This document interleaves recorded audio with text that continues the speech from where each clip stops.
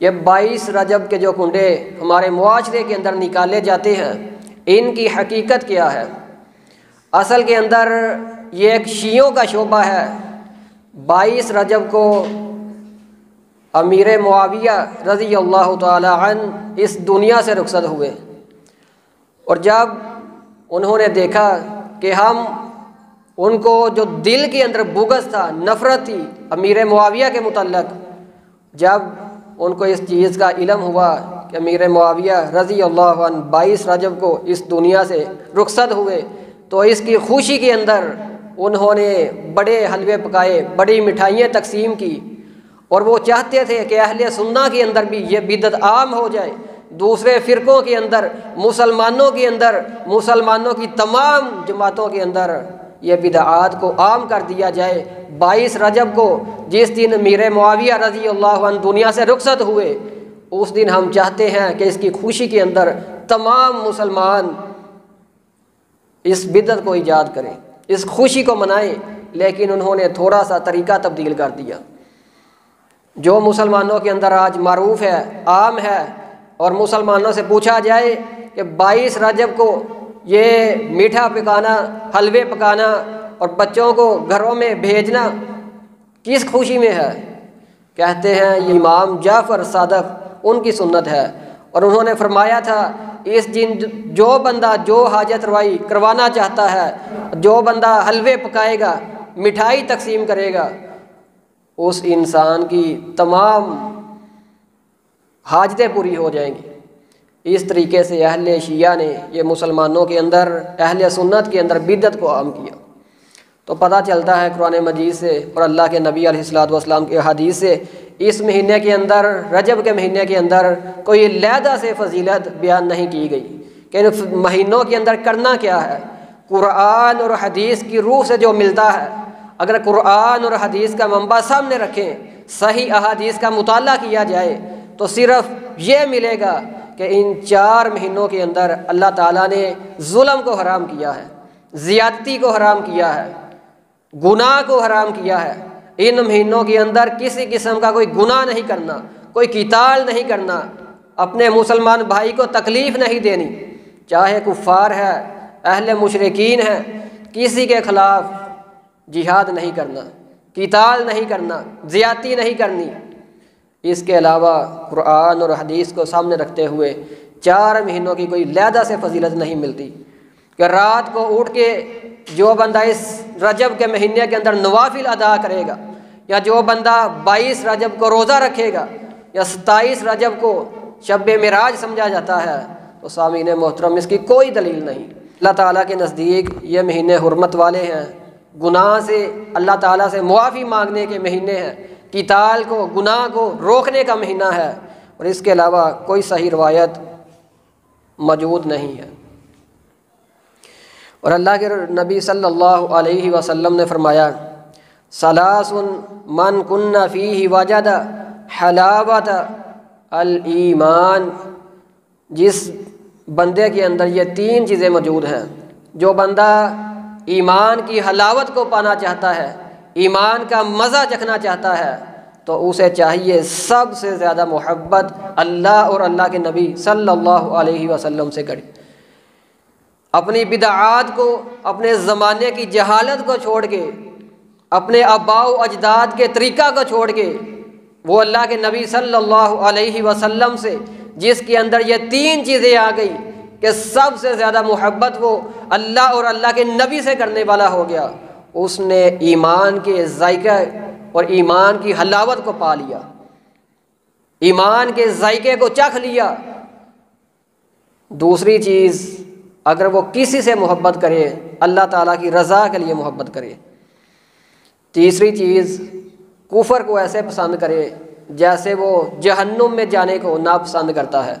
جس بندے کے اندر یہ 3 چیزیں آ گئیں، رسول اللہ صلی اللہ علیہ وسلم نے فرمایا اس نے ایمان کے حلاوت کو، ذائقے کو، ایمان کی مٹھاس کو چکھ لیا۔ بہت ضروری ہے کہ ان مہینوں کے اندر جو ہمارے معاشرے کے اندر بدعات کی جاتی ہیں، ہمارے آباء و اجداد کے دین کے اوپر ہم چلتے آ رہے ہیں، ان کی نفی کرتے ہوئے سب سے زیادہ محبت رسول اللہ صلی اللہ علیہ وسلم سے ہونی چاہیے اور آپ کے طریقے کے مطابق ہر عمل ہونا چاہیے۔ رسول اللہ صلی اللہ علیہ وسلم فرماتے ہیں کہ لا یؤمن احدکم حتی اکون احب الیہ من والدہ ووالدہ والناس اجمعین۔ ہم کہہ دیتے ہیں نا کوئی عمل کرتے ہوئے، ہمیں پتہ ہے یہ اللہ کے نبی علیہ الصلوۃ والسلام کی سنت نہیں، کیا ہوا اگر یہ حدیث میں نہیں ملتا؟ عمل تے چنگا ہی ہے نا، کم چنگا ہی ہے، حرج کی یہ دے اندر۔ آئیے رسول اللہ صلی اللہ علیہ وسلم سے پوچھتے ہیں، سوال کرتے ہیں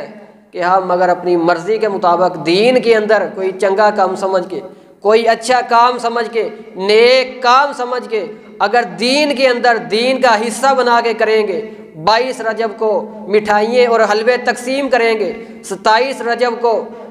عبادت سمجھ کے روزہ رکھیں گے اور شب معراج کا دن سمجھیں گے، تو رسول اللہ صلی اللہ علیہ وسلم نے فرمایا لا یؤمن احدکم حتی اکون احب الیہ من والدہ ووالدہ۔ کوئی بندہ اس وقت تک مومن نہیں ہو سکتا، لا یؤمن، کوئی بندہ مومن نہیں ہو سکتا جب تک طریقوں سے زیادہ اپنے آباء و اجداد کی تقلید کو چھوڑتے ہوئے، اپنے آباء و اجداد کے دین کو چھوڑتے ہوئے اور اپنے بچوں، مال، دولت والناس اجمعین، تمام لوگوں کو، تمام زمانے کو چھوڑتے ہوئے جب تک وہ بندہ مجھ سے سب سے زیادہ محبت نہیں کرتا، میرے طریقے کے ساتھ محبت نہیں کرتا، لا یؤمن احدکم، کوئی بندہ مومن ہو ہی نہیں سکتا، کوئی بندہ مسلمان ہو ہی نہیں سکتا، کوئی بندہ موحد ہو ہی نہیں سکتا۔ ہم یہ کہہ کے جان چھڑا لیتے ہیں کہ حرج ہی کیے، چنگا کام ہے۔ عبداللہ بن ہشام رضی اللہ عنہ بیان کرتے ہیں، ایک دفعہ ہم رسول اللہ صلی اللہ علیہ وسلم کے ساتھ جا رہے تھے اور آپ نے حضرت عمر بن خطاب رضی اللہ عنہ کا ہاتھ اپنے ہاتھ کے اندر لیا ہوا تھا، اور حضرت عمر بن خطاب رضی اللہ عنہ فرماتے ہیں لا انت احب الی من کل شیء، اے اللہ کے رسول میں سب سے زیادہ آپ کے ساتھ محبت کرتا ہوں۔ اپنے آباء و اجداد کا دین چھوڑ کے آیا، اپنے ماں باپ سے زیادہ، اپنے بچوں سے زیادہ، اپنی دولت سے زیادہ، سب سے زیادہ محبت میں آپ کے ساتھ کرتا ہوں، الا من نفسی، مگر اپنے نفس کے علاوہ، اپنی جان کے علاوہ سب چیزوں سے زیادہ، اپنے رشتہ داروں سے زیادہ، بچوں سے زیادہ، والدین سے زیادہ، سارا دین چھوڑ کے، اپنے آباء و اجداد کو چھوڑ کے آپ کے پاس پہنچ گیا، الا من نفسی، اپنی جان کے علاوہ سب سے زیادہ محبت میں آپ سے کرتا ہوں۔ رسول اللہ صلی اللہ علیہ وسلم نے فرمایا عمر لا والذی نفسی بیدہ حتی اکون احب الیک من نفسک، اس ذات کی قسم جس کے ہاتھ میں محمد کی جان ہے، جب تک تو اپنی جان سے بھی زیادہ مجھ سے محبت نہیں کرے گا، میرے طریقے سے محبت نہیں کرے گا، اس وقت تک تم مومن نہیں ہو سکتا، مسلمان نہیں ہو سکتا۔ عمر بن خطاب رضی اللہ عنہ فرماتے ہیں اللہ کی قسم جس کے ہاتھ میں میری جان ہے، آج کے بعد میں اپنی جان سے بھی زیادہ آپ کے ساتھ محبت کرنے والا ہوں۔ تو رسول اللہ صلی اللہ علیہ وسلم نے فرمایا تیرا دین، تیرا ایمان اب مکمل ہوا ہے۔ تو کسی مومن کا، کسی مسلمان کا دین اس وقت تک مومن مکمل نہیں جب تک وہ رسول اللہ صلی اللہ علیہ وسلم سے محبت کرنے والا نہیں بن جاتا۔ آپ کی حدیث سننے کے بعد اگر پھر بھی کسی شخص کا، کسی مومن کا، کسی مسلمان کا دل نرم نہیں پڑتا تو وہ سمجھ لے اللہ تعالیٰ نے، اللہ کے حبیب علیہ السلام نے اللہ کی قسم اٹھا کے فرمایا کہ وہ بندہ مومن نہیں ہے، وہ بندہ موحد نہیں ہے، مسلمان نہیں ہے۔ جو بندہ میری حدیث سننے کے بعد اپنے معاشرے کے طریقے کے اوپر عمل کرتا ہے اور میری حدیث، میرا قول، میرا فعل اس طریقے کے مخالف ہے، الٹ ہے، ساڑھے بڑیاں نے انجی کی تیسی کی کری ہے، اپنے معاشرے کے اندر دیکھتے آئے ہیں کہ ہمارے بڑے یہی کرتے آئے ہیں، ہمیں اسی طرح بتایا گیا ہے، نمی گالی آج سن لیے، کسی کو کوئی دین کی ایسی چیز بتلائی جائے جو اس کے علم کے اندر نہیں، وہ قرآن کی آیت ہے یا رسول اللہ صلی اللہ علیہ وسلم کی حدیث ہے، آگے سے اس کا جواب یہی ہوتا ہے کہ مینوں اج ہی پتہ چلیا نویں چیز دی۔ اصل میں یہ نئی چیز نہیں بلکہ چیز یہ پرانی ہے، طریقہ رسول اللہ کا ہے، حدیث رسول اللہ کی ہے، آپ کے علم میں نہیں، میں نے پڑھا نہیں، ہم نے جاننے کی کوشش نہیں کی، کہیں بیٹھ کے نہ قرآن مجید کا ترجمہ کبھی پڑھا ہے اور نہ ہی کبھی رسول اللہ صلی اللہ علیہ وسلم کی حدیث کی کلاس میں بیٹھے ہیں۔ آج ہماری دور، ہماری محبت، ہماری زیادتی، ہماری کوشش یہ ہے کہ ہم دنیا کو حاصل کر لیں، اپنے کاروبار کے اندر توسیع چاہتے ہیں، کاروبار کو فروغ دینا چاہتے ہیں۔ ہماری کوشش یہ ہے، ہمارے بچوں کی کوشش یہ ہے، نہ ہم خود قرآن اور حدیث کو سیکھتے ہیں اور نہ ہی اپنے بچوں کو سکھلانے کی کوشش کرتے ہیں۔ ہمارے بچوں کی تعلیم اور تربیت بھی ہم اسی طرح سے کرتے ہیں کہ بیٹا پڑھ لے کچھ بن جائے گا، کاروبار کچھ سیکھ لے، کل کے لیے کچھ کر لے۔ ہم یہ تعلیم نہیں دیتے کہ تو نے اپنے معاشرے کے اندر جو بدعات ہیں، ہمارے دین کے اندر غلو کیا گیا ہے، بیٹا تو نے پرکھنا ہے، تو نے رسول اللہ صلی اللہ علیہ وسلم کی احادیث کو سامنے رکھتے ہوئے آپ کے طریقے کو تلاش کرنا ہے، ہماری تربیت بھی کرنی ہے، تو نے اپنی اگلی نسل کو جو غلطیاں ہم میں ہے اسے بچانا ہے۔ رزق کی ذمہ داری وہ تو اللہ کی ہے، جو انسان کی قسمت میں لکھ دیا ہے وہ اسے ہر حال میں مل کے رہنا ہے، لیکن کوشش انسان کی علم سیکھنے کی، حاصل کرنے کی، اپنے معاشرے کے اندر بدعات ہیں، جو غلط چیزیں ہمارے معاشرے کے اندر ہمیں دے دی گئی ہیں ہمارے آباء و اجداد سے، ہم نے اس طریقے کی نفی کرنی ہے۔ کیسے کرنی ہے؟ رسول اللہ صلی اللہ علیہ وسلم کے طریقے کو سامنے رکھتے ہوئے۔ آئیے قرآن کی ایک آیت ہے، اللہ تعالیٰ قرآن مجید کے اندر بیان کرتے ہیں، قُلْ إِن كُنتُمْ تُحِبُّونَ اللَّهَ، اگر تم چاہتے ہو کہ تم سے اللہ تعالیٰ محبت کرے، تحبون اللہ، تم سے اللہ محبت کرے، فَاتَّبِعُونِی، تو اے نبی ان سے کہہ دیجئے کہ تم میری پیروی کرو۔ اگر تم چاہتے ہو اللہ تم پر راضی ہو جائے، اللہ تم سے خوش ہو جائے، اللہ تم سے محبت کرنے لگے،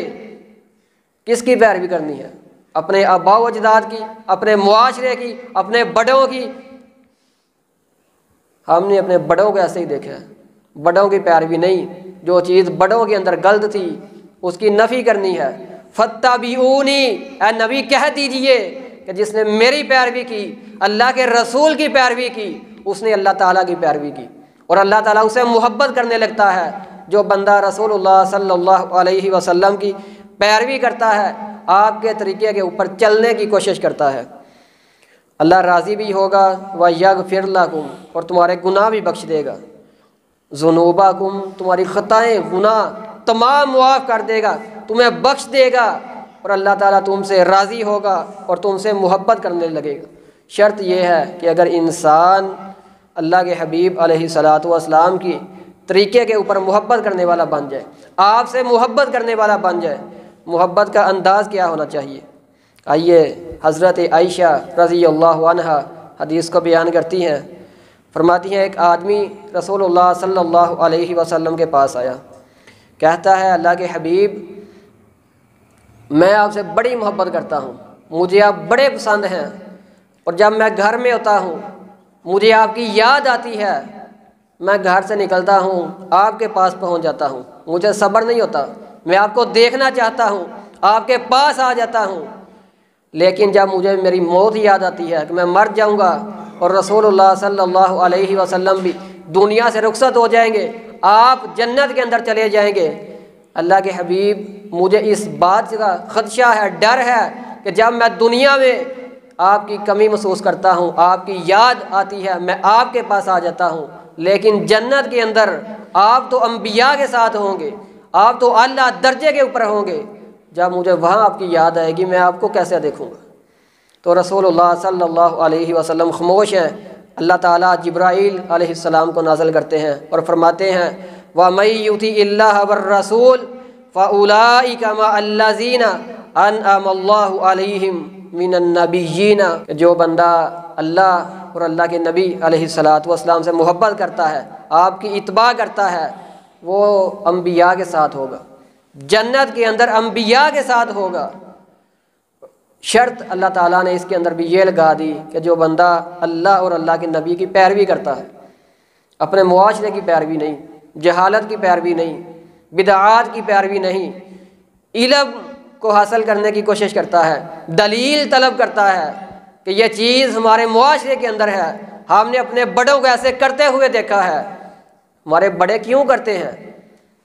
मेरे वालिद ने कभी ये हदीस पढ़ के तो नहीं सुनाई कि अल्लाह के हबीब अलैहिस्सलातु वस्सलाम का ये तरीका था।